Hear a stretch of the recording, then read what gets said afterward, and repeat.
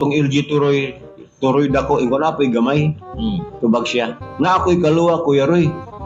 Mao gamay og dako among angga naas barangay 4. Si gamay o si dako. Siya mao dako dai kana naas barangay 4 mao dagway gamay. Kana bang word nga dako o gamay kay amot og nakadungog ba ka ng istoryaha nga si gamay o si dako. Wala ko kaluwa. Sulat ana. Wala ko kaluwa na po. Bra po ni.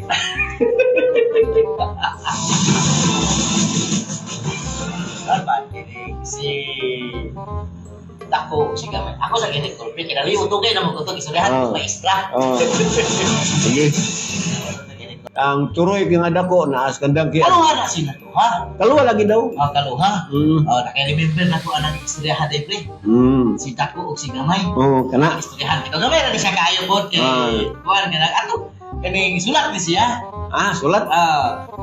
Sulat ni siya gamay siya kay kanang pila ra gud ka pulong kay kana laging Mura din siya kuampil kanang murag handumanan. dili ko siya yung handumanan. Handumanan.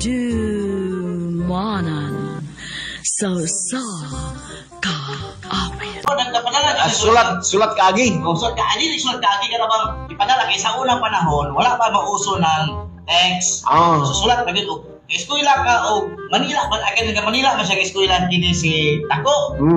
Ya si kay tuod lagi sa ilang kanang Kaluwa na sila. kaluhan na sa siya. Bahay na sila. Paulo sa lahi. Iningon siya dito nga ang ato gikuan siya na ang istorya ani is ipa-eskwela siya sa Manila sa UP, University of the Philippines. Dayon si gamay na balay. Kay nga naman dili sila mapurutok pa eskwela. Kaya dili madungan. Di madungan. So, uy nahitabo. Si dako mo giuna pa eskwela. Kami na ano mo dahil ito? Mga higala, atong paminahon ang kasaysayan sa kinabuhi ni gamay o dako.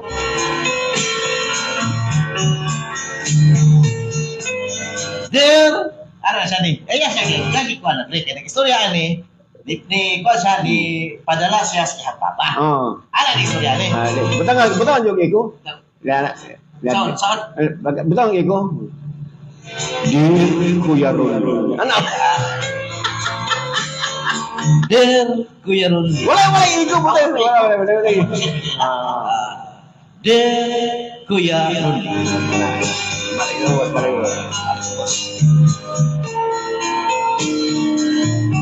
Ako lang ang may eskwela sa University of the Philippines. Isulat lang ko ninyo ani tungod sa akong kaagi sa akong kaluha nga si gamay. Magpatambag lang ko ninyo Kuya Roy o Kuya Ronly. Kaingon ani man ang pagitabo di lang natutas mo.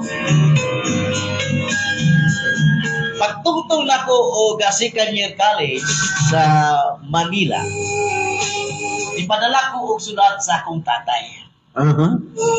Sa probinsya sa Negros Oriental.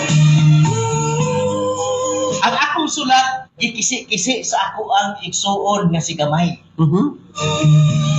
Ingon ani ang ako ang mensahe kakabubo naman kaayo Kuya Roy o Kuya Ronly. Ingon ani ang akong sulat ngadto sa akong tatay. Kanin ako kay wala ko'y budget na isakay ra magbarko ning amo ang bugas mga padala dito. Ang akong sulat ingon ani Kuya Roy. Dear Tatay, padad-i kog usa ka sakong bugas o usa ka dosinang ito.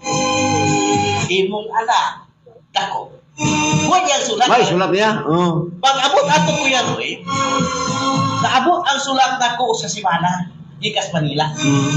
Pag-abot dito kay si ang ako mang igsuon mo akong giadresan, iyang giaprihan o iyang gibasa.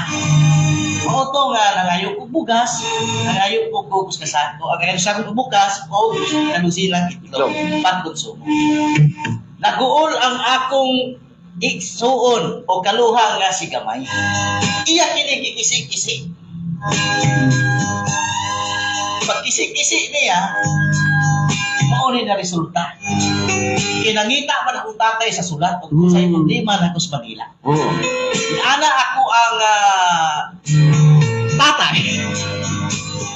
Gamay, asa magsulat din ako. Kaya nagpadala siya sa Diyos kasi mana ko lumaabot. Na-receive na ba ni Muro ang lawas? Ingon siya, na-receive. Ako sa pagitaon to tayo kinawaan na hindi ka naman ako. Tungkol kay iya mag-isik ang sulat, naingon ani ang panghitabo. Iyang itapot-tapot sa stipan niya. Ang sulat Kuya Roy, na mga balitong ang ako ang sulat katong tatay. Mao ni nahitabo. Der bugas. Padad ikog usa ka sakong tatay. O usa ka dusinang anak. Imong itlog. Dako.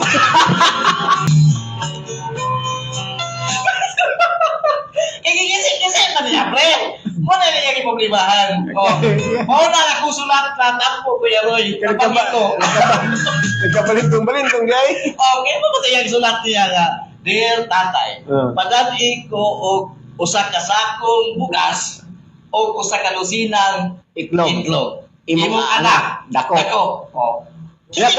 Iyang gigisi-gisi. Gisi-gisi niya. Karon ka nangita magamahan. Ngayon naman. Iyang Tapot-tapot. Yan na pong tapot-tapot. Kasi pa niya. Kay Kastipan karon mabasa. Yan nagkabalitan na. Nagkabalitan na. Nagkabansili Oh. or nagkabaylo. So Ang sulat himo lang. pagbasa, Del bugas. Padad ikog usa ka sakong tatay o usa ka dusinang anak. Ang imong itlog. dako.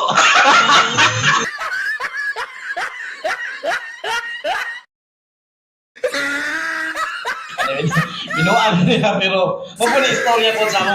Ako ang buwan kining maestra sa Giduan. Giduan ba yun ha? Si Ma'am Cafe.